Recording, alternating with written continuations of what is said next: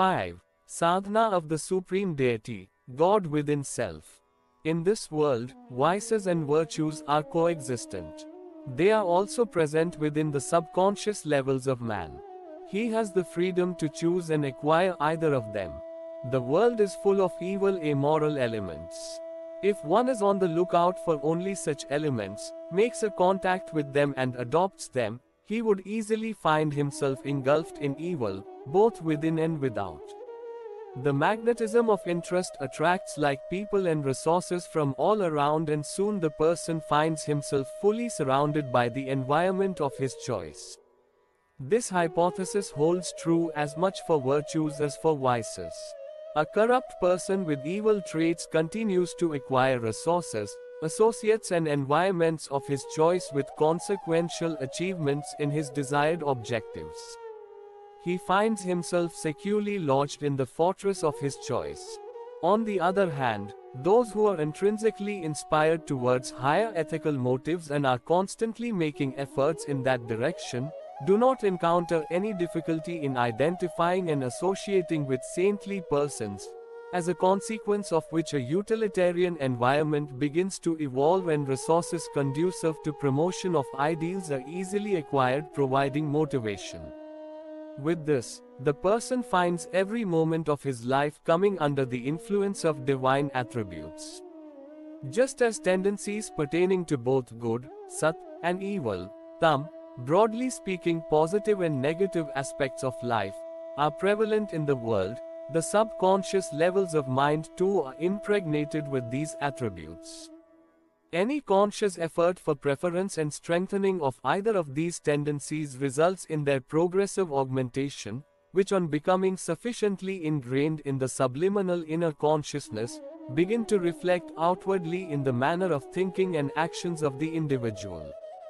Persons having corrupt and evil interests remain engrossed in related ideas, which eventually make them seek like aims and objectives, for which they seek commensurate resources and make appropriate endeavors.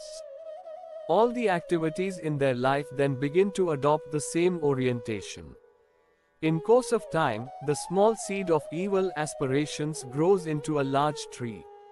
On the other hand, where there exists a faith of Satogun, positive values, and motivations for establishment of high ideals, the mind and intellect are naturally diverted to follow this right path.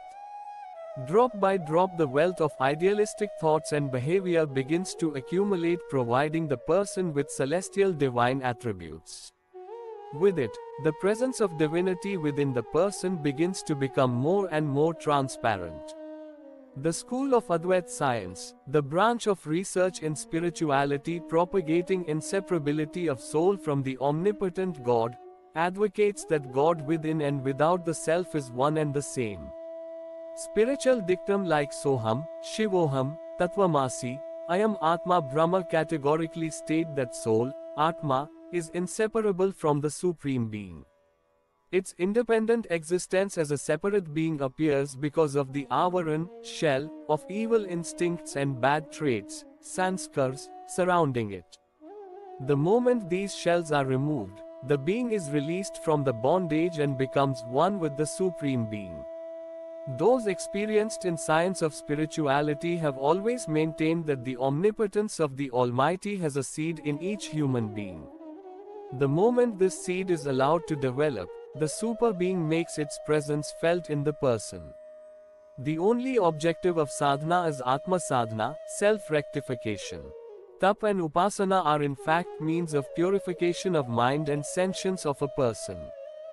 Scientists of the material world too are of the view that irrespective of the immensity of the cosmos, Brahmand, the properties of its smallest constituents, that is, atom, do not differ from each other. The atomic microbic activities of human body are only reflections of all those forms of energy, actions and reactions, which are intimately imperceptibly impregnated in the cosmos. Human existence is in fact a small world within the body. Apparently, human beings do not appear more significant than a nest of humanoid worms, ever busy in eating, collecting and procreation. Nevertheless, when it is systematized and rectified, the body, mind and soul of man would appear to generate the three primary energies of the cosmos, which controls life, Bhu, which dispels unhappiness, Bhuva, and that which brings in happiness, Swa. The subliminal subconscious of man is in fact a storehouse of the above trinity of prosperity. The biggest challenge in life is to activate the centers of the above unseen energies, and this very process is known as sadhana, tapasya, or other similar practices of spirituality for this objective. The basic philosophy of Atmadev, extension of the omnipresent God within self, propagated by the Ved, the primordial wisdom manifested by the Creator, has been dealt with in the ancient Indian treatise of Sadhana Shastra. Herein, one finds detailed descriptions of grandeur of Atmadev and ways and means of establishing link with centers of cosmic energy present within the self. The exact locations of various deities in various parts of human interior have also been discussed in symbolic manner. It shows that there is no source of energy in the world, which is not present in a miniature form within the human body.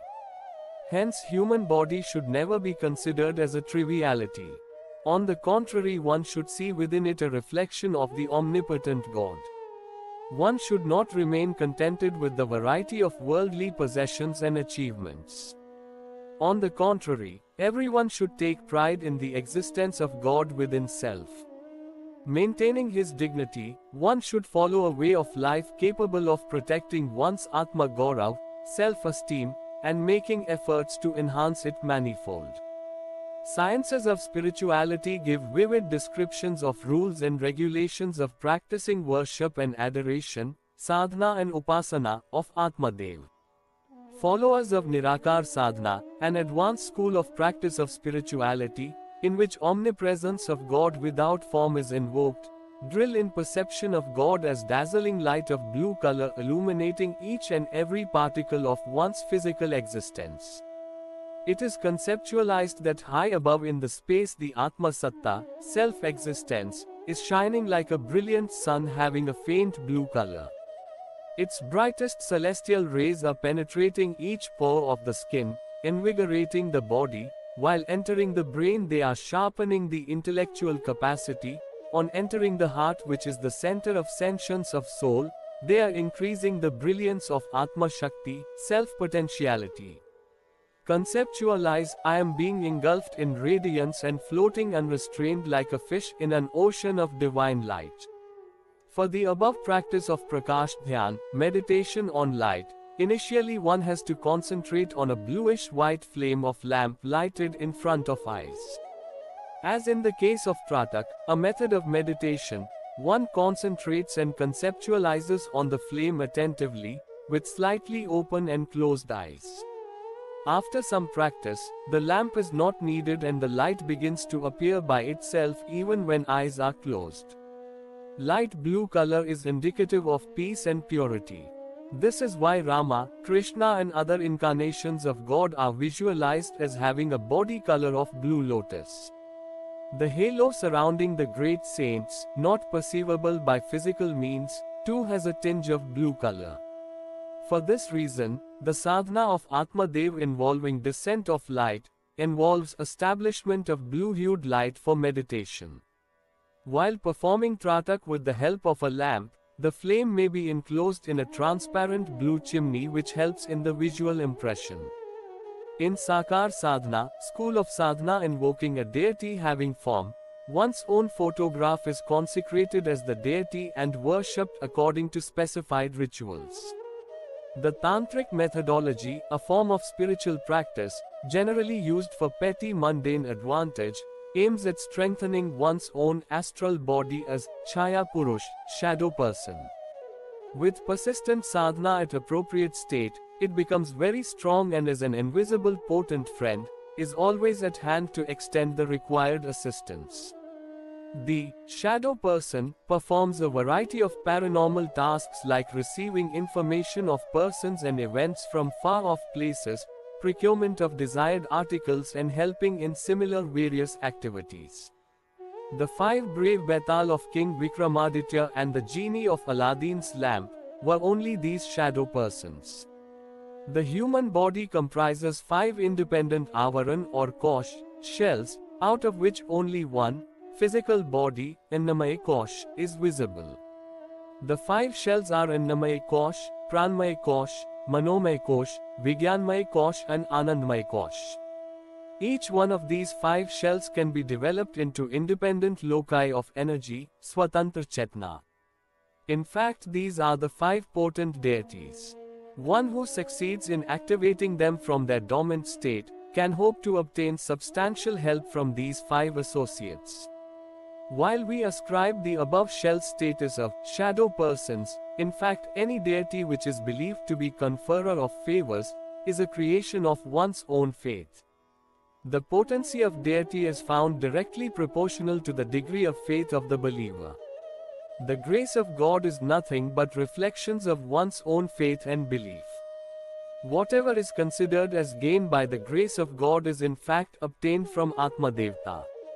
While invoking deity, the believer attempts to derive only psychological advantage by conceptualizing an unknown personage of supreme dignity. As a matter of fact, the favors obtained from the deity should be regarded as the grants bestowed by the believer on one's own self.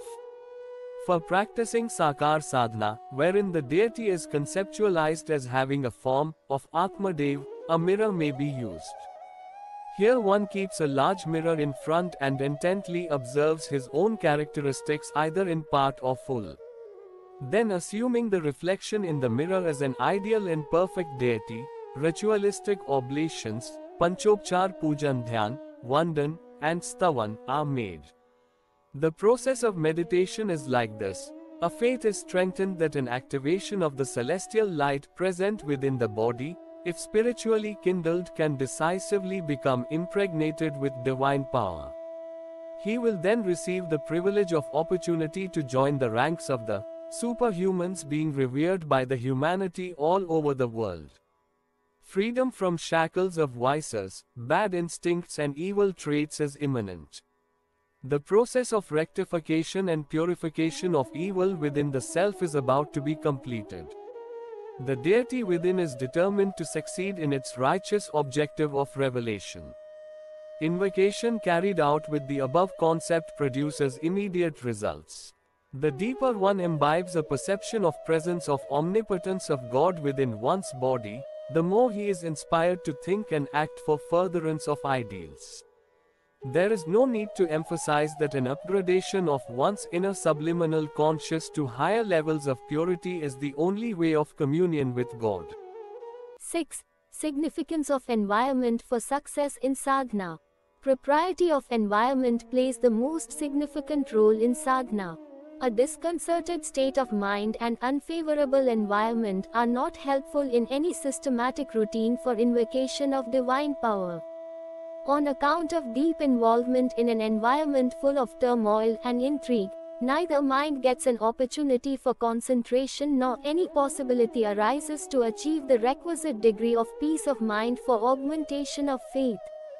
Under such circumstances, even the symbolic spiritual practices being followed by some continue to be disorganized and do not bear the desired fruits in spite of prolonged effort. Besides, the results obtained are not comparable with the achievements of those who had followed a systematic methodology. The reason for the failures lies in absence of appropriate environment. Where it is possible to create such an environment, the well-known and acknowledged hypothesis of achievements of paranormal powers with the help of sadhana can be verified even today. Environment of the place of residence does influence the resident. Environment comprises the traditions prevalent at the place and collectively, the interactions of people living at the place. The influence of environment is as profound as association with talented persons. The rituals of spiritual practices are comparable to manure and water needed for a plant. These are the basic prerequisite for assurance of success in sadhana. Worship and adoration could be carried out anywhere. There are no taboos in this context. However, just as the best of caution and care would not make a plant grow and flower in an adverse climate, The regulations of sadhana too have a precondition of an appropriate environment. The moral stature of residents of a place influences the type of events and activities taking place therein, which leave a distinct and long-lasting imprint on the invisible extrasensory elements of the environment, sukshma sanskar. After death, the pran, vital force, of ascetics leaves a field of influence of their virtuous attributes around the place of their residence. There are known instances of tigers and cows living in peaceful coexistence around ancient hermitages. Deers and other animals and birds too become domesticated near such hermitages, shedding their sense of fear intrinsically. Such environments easily quell mental turmoil and by their very characteristics compulsively induce mind towards sadhana. History is full of narratives of events proving the relevance of influence of environment on events. The ancient war of Mahabharata was fought between brothers and relatives. Prior to the war, there was a possibility of a half-hearted agreement being reached between the two camps, because of the sentimental family attachments which would have been detrimental to the desired logical and effective conclusion. Being aware of the situation, Sri Krishna was on the lookout for such an area for battlefield which had environment characteristics for instigating confrontation. After searching far and wide, his scouts did discover such a land which served the purpose. This is how the scout described his experience. It was raining and the fields were getting flooded.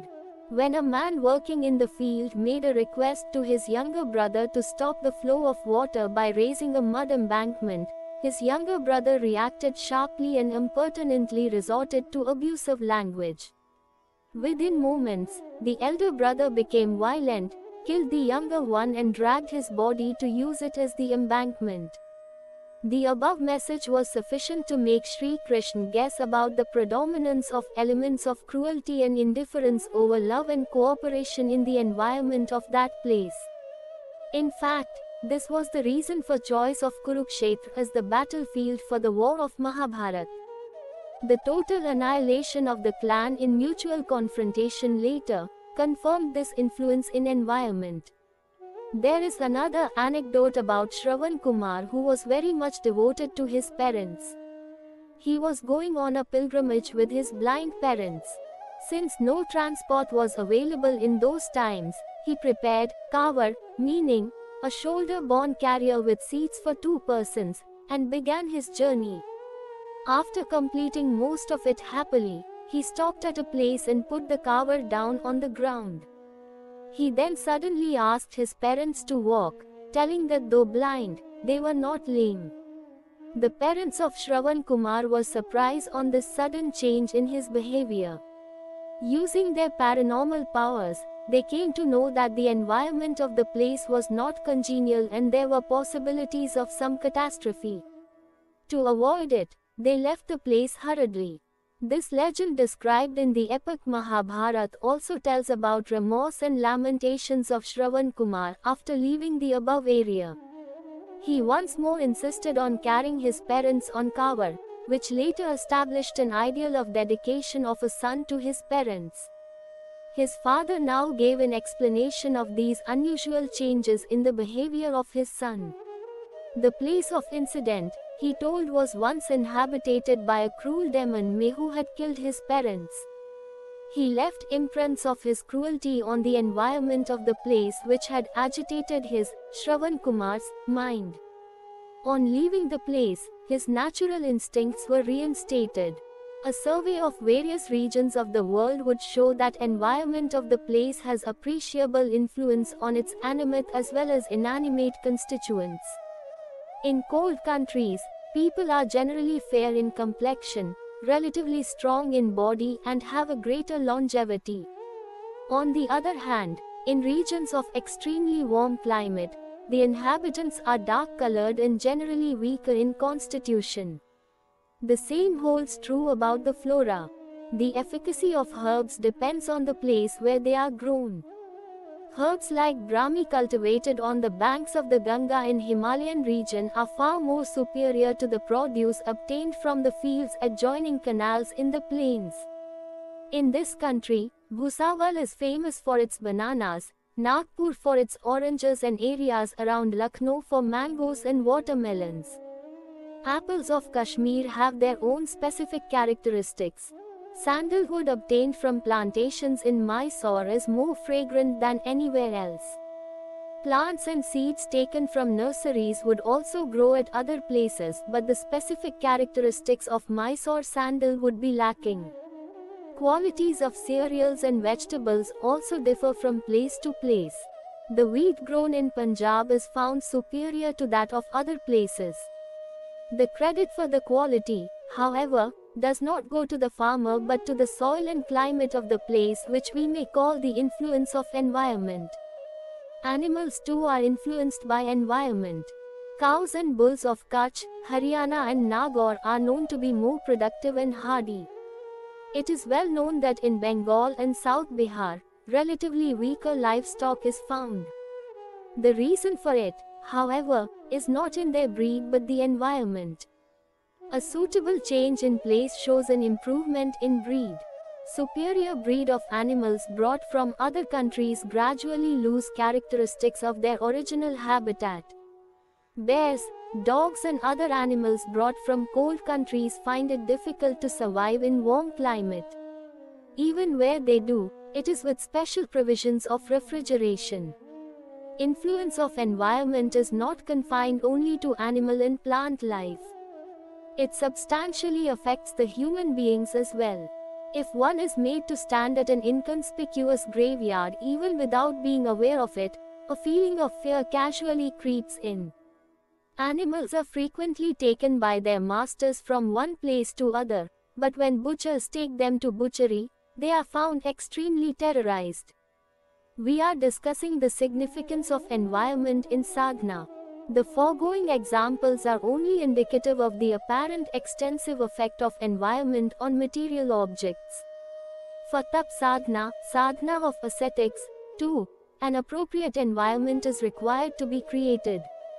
For fructification of efforts of sadhana by activating the dormant capabilities of inner self, the extrasensory environment has to be electrified. Just as eggs are fertilized close to the breast of the hen but also need the warmth of the body in order to be effectively and successfully hatched, the daily routine of sadhana being undertaken anywhere requires appropriate environment and proximity of a suitable catalyst. It is possible by seeking an effective intellectual guidance from any quarters. The need can also be fulfilled by consultation of relevant literature and through correspondence. But this much is not sufficient to achieve the purpose of instillment of the degree of maturity in the innermost levels of conscience and for developing dynamism. An augmentation of wisdom in the inner self is also possible by hearing to the sermons of the wise. But for receiving the charge of vital energy, pran, closeness of an appropriate powerhouse, guru and spiritual environment, for some time is absolutely essential. It serves the purpose of interflow of vital energy. The fortunate ones get this opportunity and succeed in reaching the higher levels in sadhana. In ancient days, uninhabited forests, aranayaks, provided appropriate environment for the combined necessity of upasana and sadhana. For extensive medical care, it becomes necessary to seek admission in a nursing home where the patient remains under constant observation of well-qualified expert medical practitioners who continue to diagnose and prescribe in conformity with changing state of health of patient. This advantage is not available with the casual visits of doctor at home who does not get enough time to examine the patient for correct diagnosis and prescription. Under latter circumstances, success in treatment depends more on patient's luck than anything else. Like various fields of learning, such as wrestling, art, education and specialization in various sciences, the objective of high levels of sadhana too, is to develop an expertise in the relevant subject. It also needs an appropriate environment for learning. For the other fields, the expertise is developed by spending time at places like gymnasium, college laboratories, etc. Merely books cannot provide that knowledge which it becomes possible to impart by actual consultation with an expert and by experimentation in laboratory.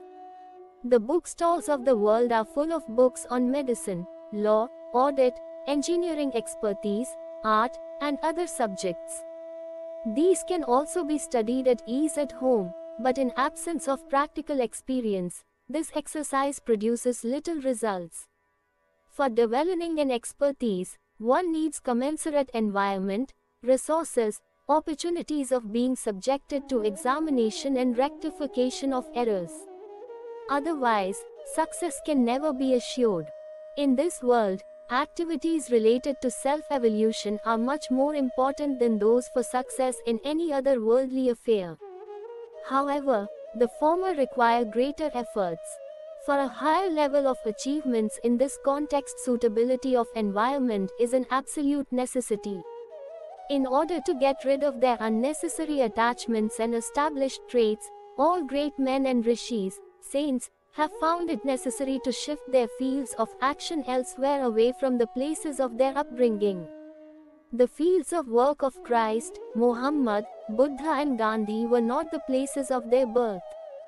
The saints of northern India moved to work in the southern part of the country, whereas those born in south chose North India for their working field. Adya Shankaracharya was born at Kerala and Ramanujam in Tamil Nadu. They did not lack patriotism for the places of their birth but found that shackles of subliminal traits, sanskaras, developing out of personal attachments were impediments to achievement of that level of maturity in character which was essential for endeavors for higher goals of sadhana. None of the saints like Gyaneshwar, Namdev, Eknath, Nanak, Kabir, Samarth, Paramhans, Chaitanya and others chose the place of living as the area of their work. For specialized sadhanas, one is recommended to consider the Himalayas and the banks of the Ganga as a suitable venue. Excellence of atmosphere and extrasensory environment around the place of sadhana is interlinked with peace of mind within. The cultural heritage of the land of the Himalayas is as lofty as its physical configuration. It has had a long heritage of honesty and civility of its residents. In spite of abject poverty and little education, the inhabitants of the Himalayan region have managed to maintain a high level of integrity. An example of their dependability is the honesty of potters used by the trekkers who hardly find any cause for complaint. In ancient times, the Himalayan region was known Swarg, heaven. Numerous evidences testifying to this statement have been published in a series of articles in Akhand Jyoti. This in fact was the abode of divine people. Even today, followers of Theosophical Society believe in existence of celestial beings in the Himalayas. Persons engaged in spiritual research have been finding it necessary to move from one cave in Himalayas to other in search of means of paranormal, occult powers. In order to perform specialized sadhana, Bhagwan Ram, along with his brothers, had migrated to hermitage of Guru Vasishtha around Devprayag in the Himalayas from his native place Ayodhya. Sri Krishna, who was brought up in Gokul, planned the Mahabharata in Kurukshetra and finally settled in Dwarika, too had to do tapasya in Badrinath during his sadhana. The Pandavas did not perform their final sadhana in their capital Indraprastha but had undertaken their final journey upwards in Himalayas. King Bhagirath would not have found that level of asceticism possible during the course of his administration, as was necessary for manifestation of the holy river Ganga. For this purpose, he had to camp at the snout of Gangotri glacier. King Vishwamitra too could not have succeeded in his fundamental research on Gayatri at the place of his kingdom. The Emperor Bharat was brought up in the hermitage of Rishi Kamva and the twin sons of Ram, Lav and Kush spent their childhood at that of Balmiki. Both achieved unparalleled expertise which they would never have got at some hostel or with the comforts of home. It has now been established that the legendary celestial beings like Indra were in fact living in the Himalayas, which was called Swarg. Mount Kailash and the mountain range called Sumeru are known as the abode of gods. The celestial garden called Nandanvan belongs to this place. Laws on Swarg are substantiated by many geographical evidences from this area. The historians mention about the incoming of the Aryans from Central Asia to India through Tibet and the Himalayas. This belief also confirms the existence of capital of divine people, Devtas, in this region. Immortals like Hanuman and Ashwatthama are also believed to be living in this region. History has been a witness to fulfillment of ascetic practices of most of the rishi in the Himalayas. The cave of Guru Vasishtha was located in these very hills. The 18 Puranas, explanatory treatises on the original manifestations of wisdom by the Creator, known as Ved, were written by Vyas and Ganesh at a place called Vasudhara, which is known to exist in this region. Amongst the well-known brilliant rishis, Parshuram, Vishwamitra and Dadichi performed their ascetic practices in the Himalayas. This region is the abode of Shiv. Both his wives belong to this region. It has been the source of many sacred rivers like the Ganga and Yamuna. It would not be an exaggeration to regard Himalayas as the nursery of spiritual leaders of Bharat. Modern India is a part of it. In the shadow of this personified deity, many have been blessed with numerous known and unknown achievements. This capacity remains unexhausted till day. The health-promoting ingredients of the Himalayas make it the most suitable place of living in the entire country. Environment of this region is eternally conducive to mental peace and progress of the inner self. Many herbs like Brahmi, Ashtavard, Shilajit, and organic encrustation, though found and cultivated elsewhere as well, have the maximum amount of useful ingredients only in the Himalayas. The presence of shadow, protection, of Himalayas, lap, bank, of the Ganga and the ethereal enchanting atmosphere around it, if also found associated with strong protection and expert guidance of an experienced guru, should be considered as a rare opportunity for sadhana and a fortune for the sadhak. Sapt Sarovar is the place where the most famous 7 rishis had performed their ascetic exercises in ancient times. This area is even today impregnated with the spiritual characteristics necessary for sadhana. History has it that King Bharathari had developed an impassioned longing to enjoy celestial happiness by living in a similar environment. For this, he had abdicated his throne and by adopting a divine lifestyle of an ascetic, yogi, succeeded in achieving his aim of life. Before this, he was always daydreaming about this rare happy opportunity. Bhartari Shatak, an ancient Sanskrit epic composed by Bhartari, has given a vivid description of his emotional outburst. Sadhana performed on the banks of the Ganga has a special significance. The effect would be much more extraordinary if it is performed on an uninhabited island of land surrounded by the water of Ganga river. An environment congenial for the Brahmacharya sadhana has been created in the hermitage with aptness of the location for daily deep in the Ganga, exclusive use of its waters for drinking and spending day and night in proximity of the river. It has become possible only with divine grace. For construction of hermitage, most honestly earned money, however, small in quantity, has been incessantly pouring forth with great faith and humility.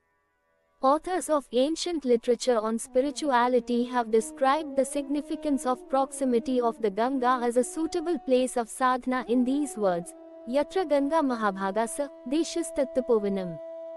Siddha Kshatrantu Tagyeya, Gangatir Samashritam, Kurma Puran.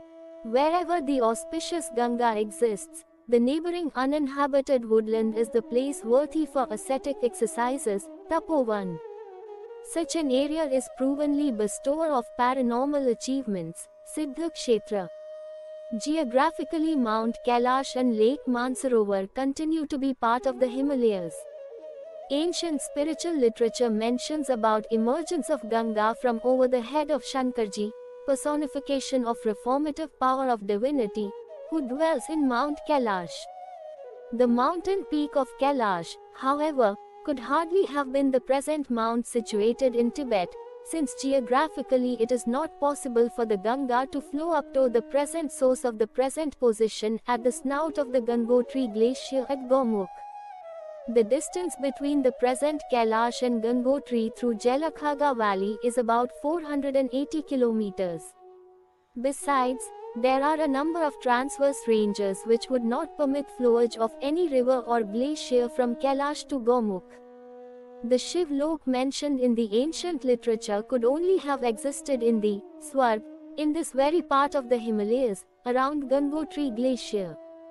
The Gangotri Glacier, the snout of which forms the source of the Ganga, is in fact situated near the Shiv Ling, the tapering perennially snow-clad peak believed to be the abode of Lord Shiv. Here, there is also a river called Swarg Ganga, and a lake known as Gauri Sarovar.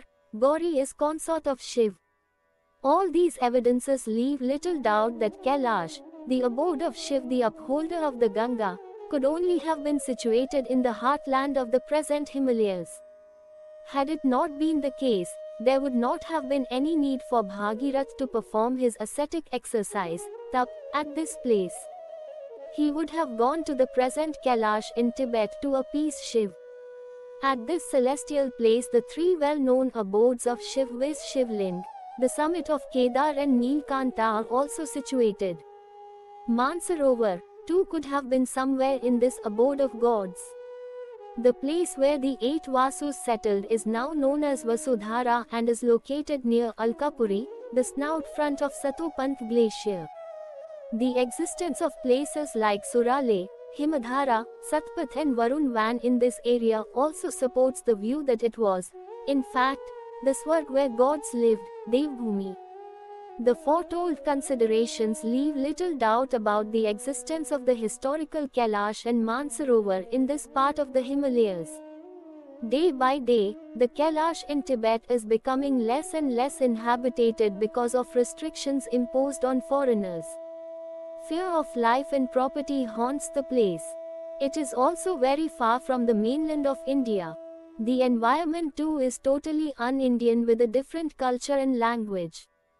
A visitor to the place finds himself an alien. It is possible that in ancient times when culture of Bharat was widely acclaimed, it could have been a place of pilgrimage. But today, to look for actual abode of Shiv, the original source of the river Ganga and the actual celestial lake Mansarovar, we may have to identify the authentic Kailash in the Swarg of this land within the heartland of the Himalayas. The publication, Autobiography of a Yogi, makes a mention of many unusual feats of the Himalayan yogis possessing paranormal powers. Researchers by Paul Brinton and Wabsang Rampa have also found evidences of existence of such persons in this area. Swami Krishnacharya, who is known to have lived for 2 centuries and had laid the foundation stone of Hindu Vishwavidyalaya, University, lived in this very region. As a naked saint, Avadhut, he spent his life in this permanently snow-covered terrain. The writer of these lines is amongst those persons who have been meeting and interacting with many such persons possessing extraordinary paranormal capabilities who are living in the interiors of the Himalayas in physical or astral form. The Himalayas abound in so many big and small places of pilgrimage, the like of which are not to be found elsewhere. Around the well-known pilgrimage centers of Amarnath, Jwalamukhi, Haridwar, Kedarnath, Badrinath, Gangotri and Pashupatinath, there are scattered numerous smaller pilgrimage centers. On the route from Rishikesh to Badrinath itself, there are many places of religious interest like Devprayag, Rudraprayag and Karnprayag. Elsewhere are situated Uttarkashi, Guptakashi, Tungnath, Trijuginarayan, Divya Kashi and so many other centers. The creative aspect of Shiv and Shakti are illustrated in numerous temples in around hundreds of villages in the Himalayan region. It was the venue of ascetic self-immolation of Sati as well as in her next birth of Tap Sadhana, ascetic exercises, of Parvati. The celestial dance of Shiv, Tandav, was actually performed in the Himalayas. There are laws mentioned about the places of establishment of his Trishul, trident, somewhere near Uttarkashi. The ancient sages Jamadagni and Parashuram had completed their tap sadhana in Uttarkashi. The extensive Himalayan terrain has been, since time immemorial, a laboratory of research and experimentation on significant disciplines like Ayurveda, chemistry, warfare and creation of literature on spirituality in yoga. It has been the working field of the well-known 7 rishis, the most wise divine men, Dev Manav. In ancient times, residential universities, Gurukul, and places of ascetic practices, Aranyak, were established only in the Himalayan region.